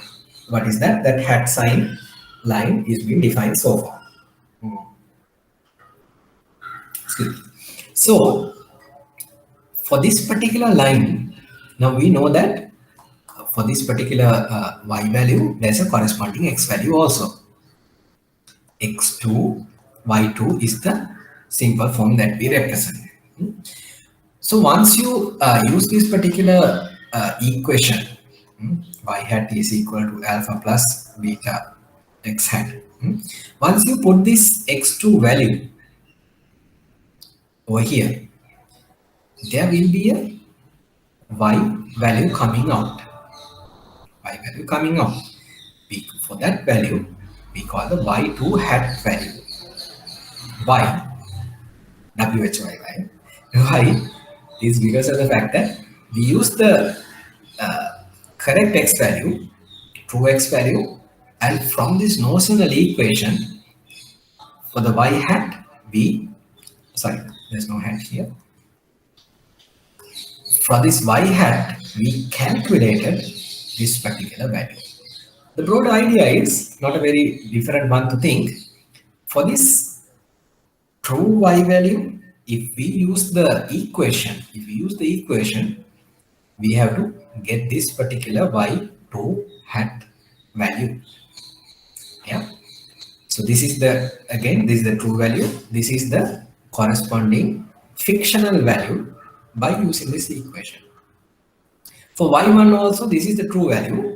But if you use the equation, you have to get a corresponding y1 hat value, which is over here. So this is y1 hat, this is y2 hat, y3 hat, y4 hat, 5, 6, likewise. The dependent y values will have a fictional set of values that will be lying on this line. Fictional. Those not necessarily have to be true or correct values. Fictional values eventually will be calculated by using the line. Now this line is it the best line? We don't know. We just put a line. The first item we just put a line. Once we do this, business students, now we have a true value, actual value, and a fictional value. A true value and a fictional value. True value, fictional value. True, fictional, likewise. Now we have these different values. Once we get these fictional values and the true values, what we can do is, can you all see this height that I'm going to highlight? These heights. These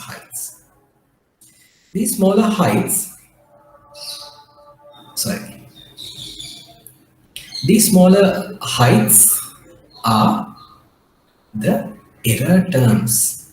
If you could see over here, this error is exactly, that is how we define yi, the actual value, minus yi hat. Yi hat is the fictional value we just calculated. Yeah. Quickly recapping, there is a true value, and then there's a fictional value that will be lying on the particular line. Yeah. And once we do this exercise for this particular line, students, we can calculate the y2 minus y2 hat, y1 minus y1 hat. Likewise, once we calculate these error terms, we can keep it aside. We can keep them aside. Yeah.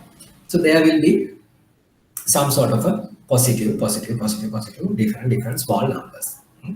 Always we calculate this as the not a negative or a positive combination, but we calculate the length, the height, the modulus value, the Mahapanka value, the value only. There is no positive or negative involvement here.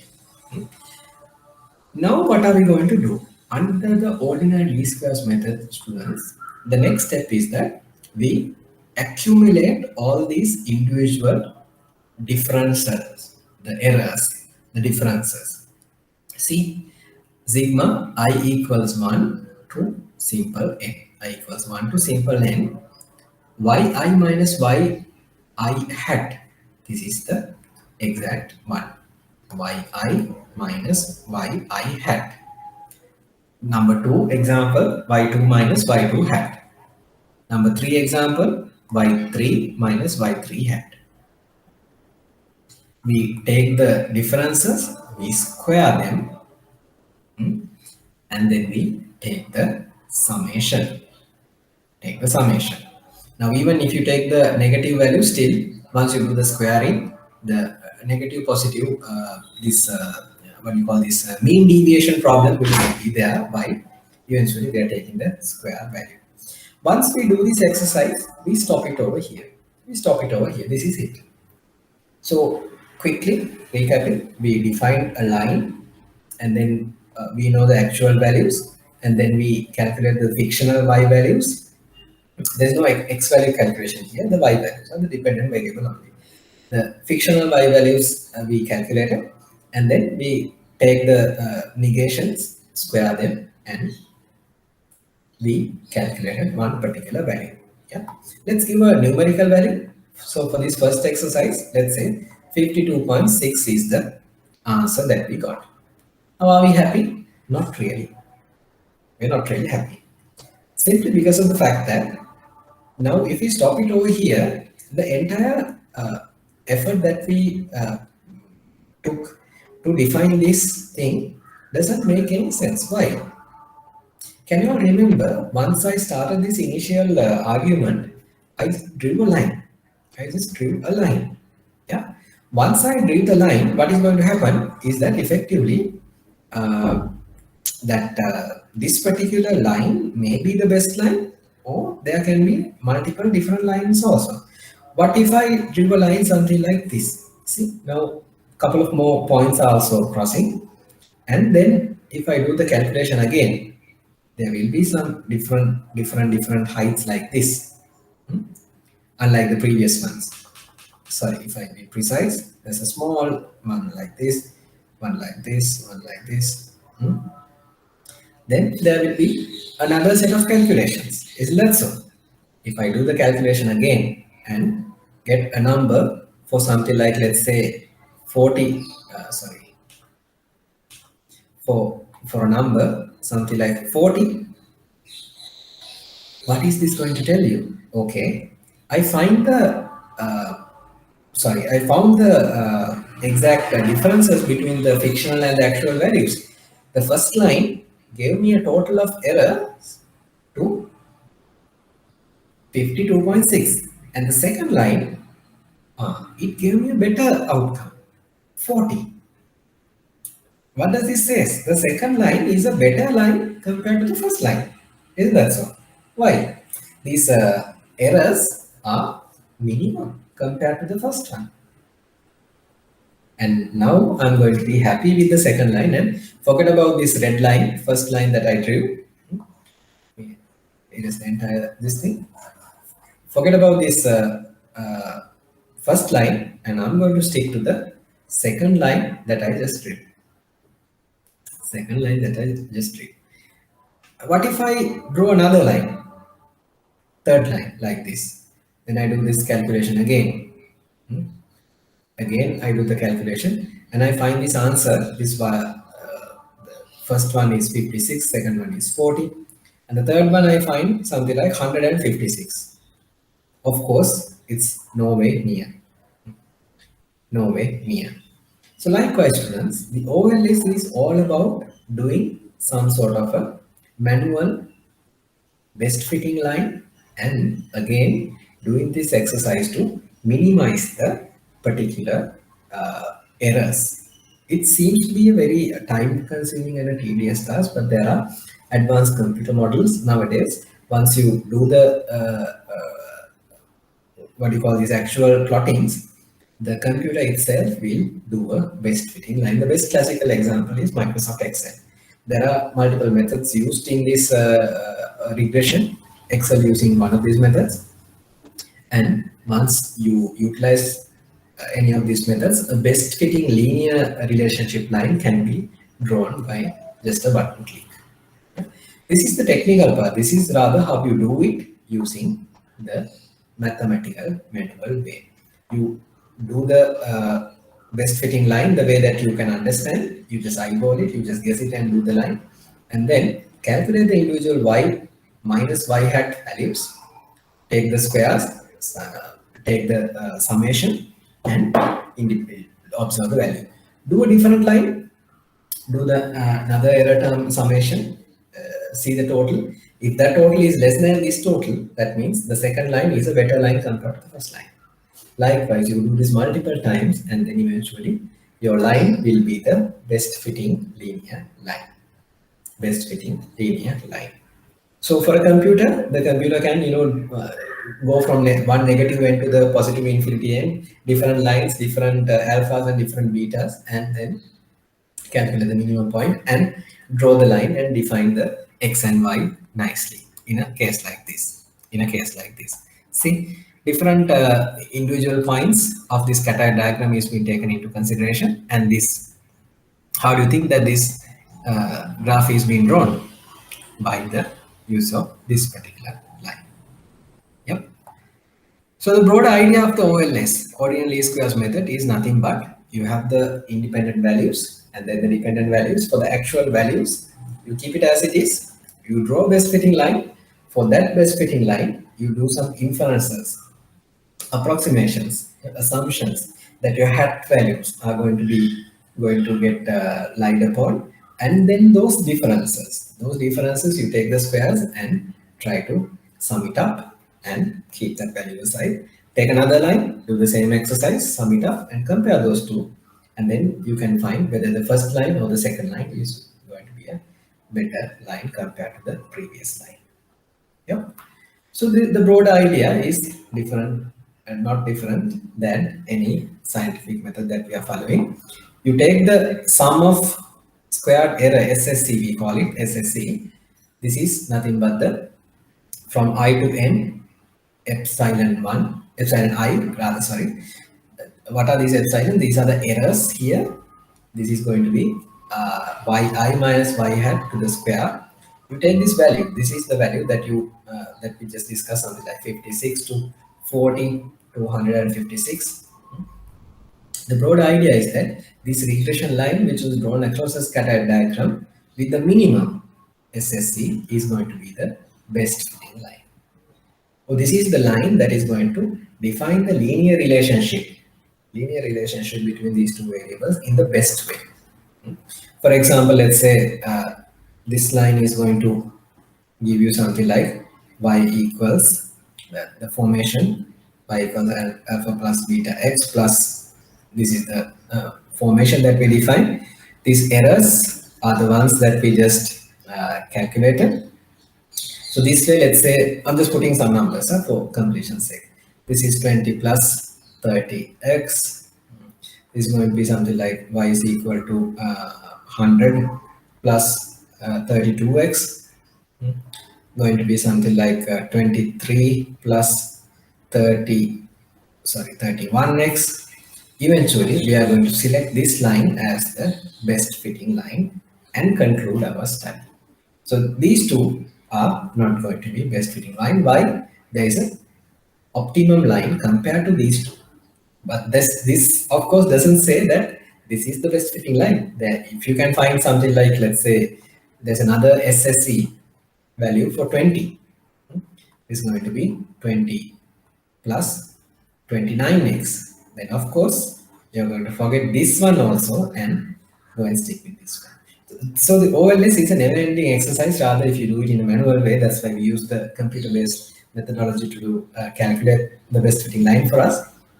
The broad idea is that you get the error term out of the equation y equals alpha plus beta x. The error term summation minimization is the broader idea of the ordinary least squares method, OLS method. Yeah. So I think we can take a break from this point. The next class, we will try to learn how to calculate the OLS, the beta. Once we calculate the beta, we can calculate alpha. The covariance, variance, the earlier days calculations are also coming into play. Assumptions, this is very important, how to interpret. In the exam question, students, the interpretation will carry definitely at least a 5 marks. But one question, we will learn how to do the computation. In fact, I have done it using the Excel, but manually we will discuss the OLS method, how you do the calculation and eventually finding the best fitting line, something like this. And then we will be introducing multiple linear regression where there are multiple variables kicking. And lastly, we will learn the coefficient of determination, the strength. We discuss the character and the strength. The character is the positive negative relationship, and the strength is nothing but by defining that particular equation, there is a adjoining parameter that we are going to learn, that is the coefficient of determination, r square. If I quickly take you back to this particular Excel based prediction, you will see a nice value hidden somewhere right here, r square. See,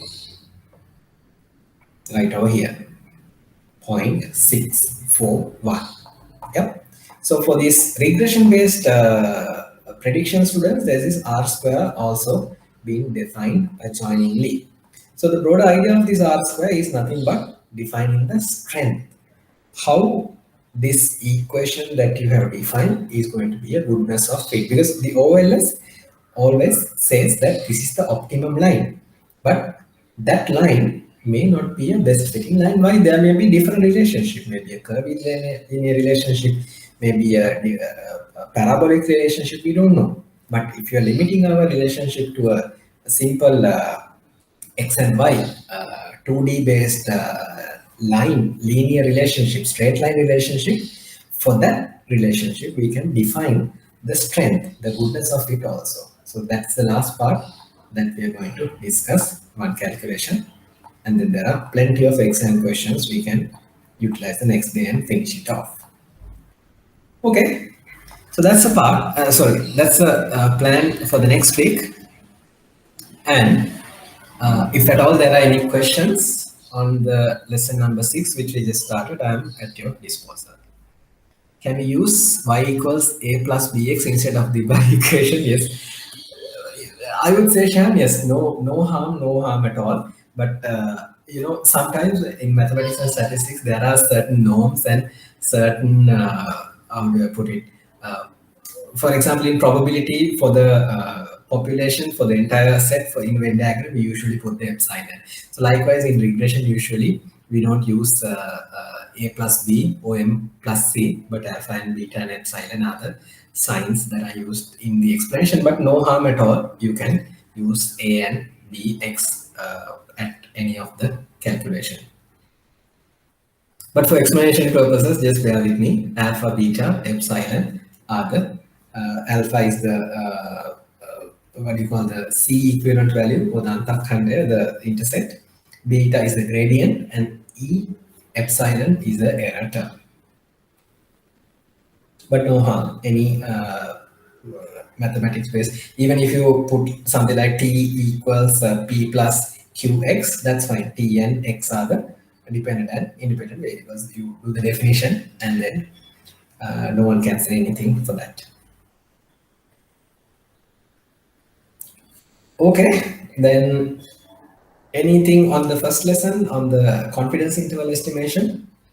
I hope that was pretty much an extension what we learned. So that is very clear to you. Okay, then may I wind up for the day. Thank you for your time and stay safe during the pandemic time, and we'll meet up on the next class and we will continue the lesson 6. Hopefully we can continue, and then the next lesson will follow up on the week after. All right, then I'm winding off for the day. Stay safe.